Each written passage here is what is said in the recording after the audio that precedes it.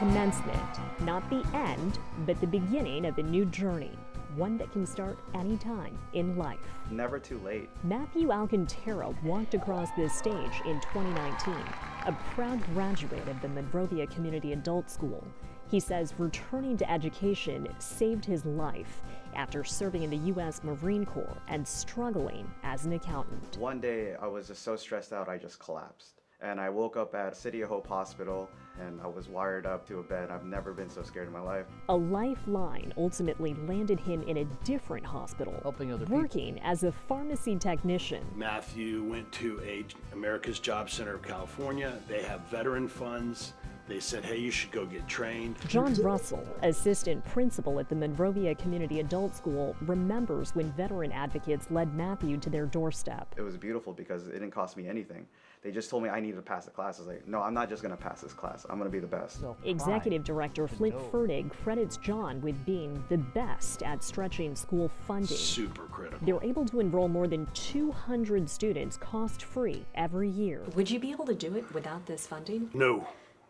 Portions of that funding keep their job training competitive with the latest technology and equipment. We're constantly trying to keep up and current because our students are going to go into a hospital and have to perform immediately. How did you get the money to buy these tools? I mean, how did you procure all of this? And this is from hospitals. Grants. We're always looking for funding. They're supported by both state and federal funding, primarily through the California Adult Education Program and the Workforce Innovation and Opportunity Act.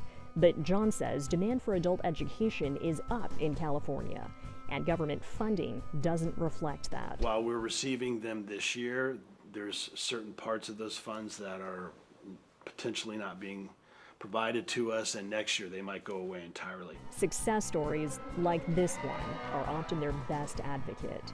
Today, just 6 years after Matthew turned his tassel and turned his life around, he's back teaching in the same pharmacy technician classroom where he was once a student. His teaching style shaped by his gratitude and his service. Back then in the military, when they see me falling behind, they would slow down just for me and they would pull me through.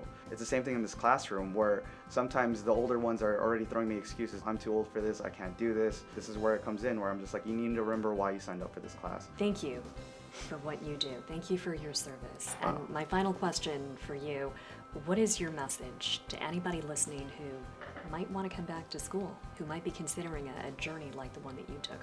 Age is just a number, and if you really want to make better for yourself, spend the time to do so. You have people here that will support you and help you reach that goal. When you see somebody who thought that they were done, they thought those doors were closed, and then you hand them the key to open the door, that's a reward that it's indescribable.